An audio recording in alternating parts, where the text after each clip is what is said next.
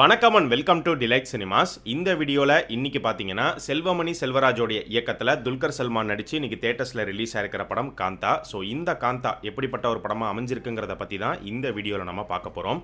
நம்ம சேனலுக்கு நீங்கள் புதுசாக இருந்தீங்கன்னா சேனலை சப்ஸ்கிரைப் பண்ணி சப்போர்ட் பண்ணுங்கள். இப்போ வாங்க வீடியோக்குள்ளே போகலாம். இந்த காந்தா படத்தோடைய கதை எடுத்துக்கிட்டோம் அப்படின்னா 1950s மெட்ராஸில் நடக்கக்கூடிய ஒரு கதைக்களமாக வந்து காட்டப்படுது. படத்தில் ஐயா அப்படிங்கிற கேரக்டரில் சமுத்திரக்கனி நடிச்சிருக்காரு. ஐயா வந்து ஒரு பெரிய இயக்குனராக இருக்காரு.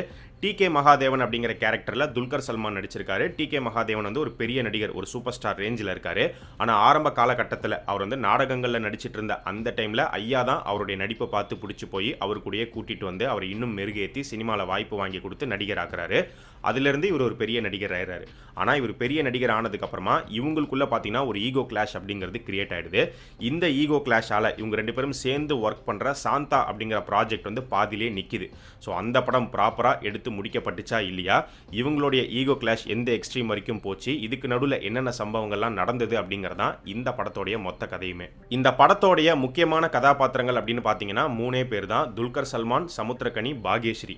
இவங்க 3 பேருடைய ஆக்டிங் பர்ஃபார்மன்ஸும் ரொம்பவே சூப்பராக பண்ணியிருந்தாங்க. துல்கர் சல்மான் சொல்லவே தேவையில்ல, செமையான ஒரு ஆக்டர். இந்த படத்துலையுமே அந்த டி.கே. மகாதேவன் அப்படிங்கிற அந்த கேரக்டருக்கு என்ன பண்ணணுமோ அதை செமையாக பர்ஃபார்ம் பண்ணியிருந்தாரு.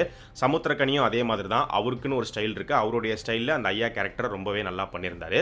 ஸோ இவங்க 2 பேரும் நல்ல நடிகர்கள், நல்லா பர்ஃபார்ம் பண்ணிடுவாங்க அப்படிங்கிறது நமக்கு தெரியும். பட் இவங்களை தாண்டி அன்எக்ஸ்பெக்டட் சர்ப்ரைஸாக இருந்தது வந்து பாக்யஸ்ரீ. ஏன்னா இதுக்கு முன்னாடி பாக்யஸ்ரீ அவங்க நடித்த படங்களில் பார்த்தீங்கன்னா பெரிய ஆக்டிங் ஸ்கோப்லாம் அவங்களுக்கு இருக்காது, கிளாமராக தான் வந்துட்டு போயிருப்பாங்க.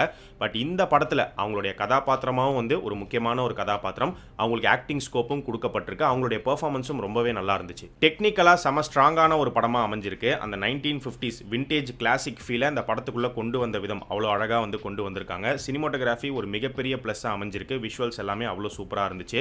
மியூசிக் எடுத்துக்கிட்டோம் அப்படின்னா ஜேக்ஸ் பிஜாய் தான் பேக்ரவுண்ட் ஸ்கோர் கம்போஸ் பண்ணியிருக்காரு. ஜானு சந்தார் தான் வந்து சாங்ஸ் கம்போஸ் பண்ணியிருக்காரு. பேக்ரவுண்ட் ஸ்கோர் படம் ஃபுல்லாகவே இந்த கதைக்கு ஏற்ற மாதிரி ரொம்பவே ஆப்டாக நல்லாவே பண்ணியிருந்தாங்க. சாங்ஸை பொறுத்த வரைக்கும் இந்த படத்தில் கண்மணி அப்படிங்கிற ஒரு பாட்டு ஒன்று இருக்குது, பிரதீப் வந்து பாடியிருப்பாரு. அந்த பாட்டு வந்து ரொம்பவே அழகான ஒரு மெலடி ட்ராக்காக இருந்துச்சு. கேட்காதவங்க போய் கேட்டு பாருங்க.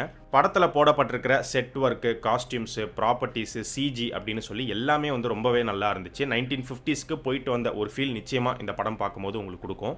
இதுக்கு முன்னாடி ஈகோ கிளாஷ் பேஸ் பண்ண படங்கள் எடுத்துக்கிட்டோம் அப்படின்னா தமிழில் வந்து பார்க்கிங், லப்பர் பந்து, மலையாளத்தில் வந்து ஐயப்பனும் கோஷியும், டிரைவிங் லைசன்ஸ். இப்போ இந்த படங்களுக்கும் காந்தாக்கும் இருக்கக்கூடிய டிஃபரன்ஸ் என்ன அப்படின்னு பார்க்கும்போது இந்த படங்கள்லாம் வந்து பார்த்தீங்கன்னா 2 கேரக்டர் வந்து எங்கே மீட் பண்ணுறாங்க, எங்கேருந்து ஈகோ கிளாஷ் இவங்களுக்குள்ள ஸ்டார்ட் ஆகுது, அதுக்கப்புறம் அது எப்படி படிப்படியாக வளருது அப்படிங்கிறத வந்து லீனியராக கொண்டு போவாங்க. அதுக்கேற்ற மாதிரி அந்த இன்டென்சிட்டியுமே வந்து ஜாஸ்தியாகி போயிட்டே இருக்கும்.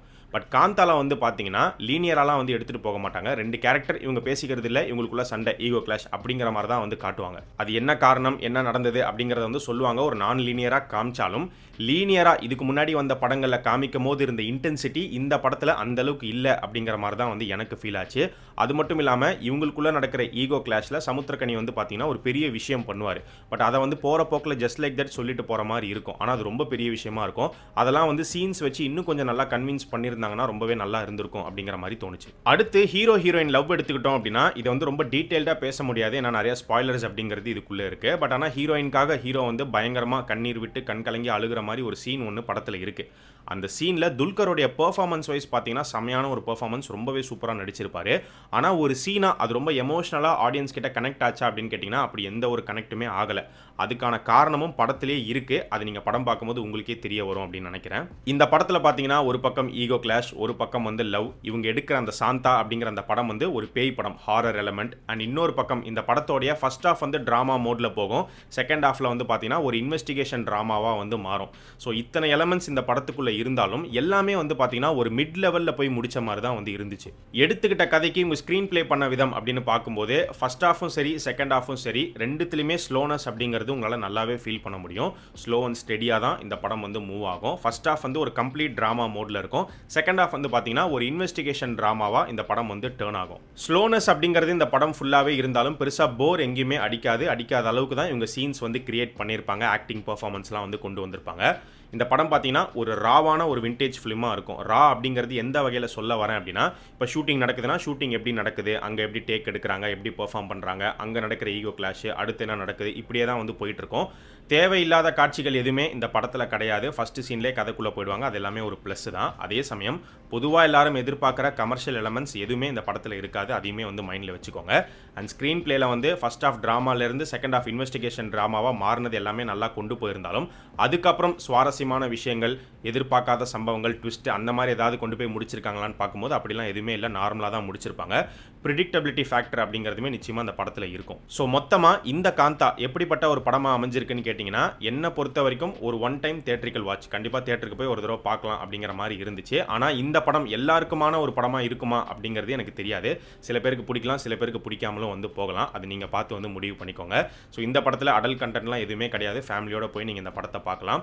இன்னைக்கு இந்த படம் தியேட்டர்ஸில் ரிலீஸ் ஆயிருக்கு. ஏற்கனவே பார்த்து முடிச்சவங்க இந்த படம் உங்களுக்கு எப்படி இருந்துச்சு, உங்களுடைய ஒப்பீனியனை இந்த வீடியோடைய கமெண்ட் செக்ஷனில் சொல்லுங்கள்.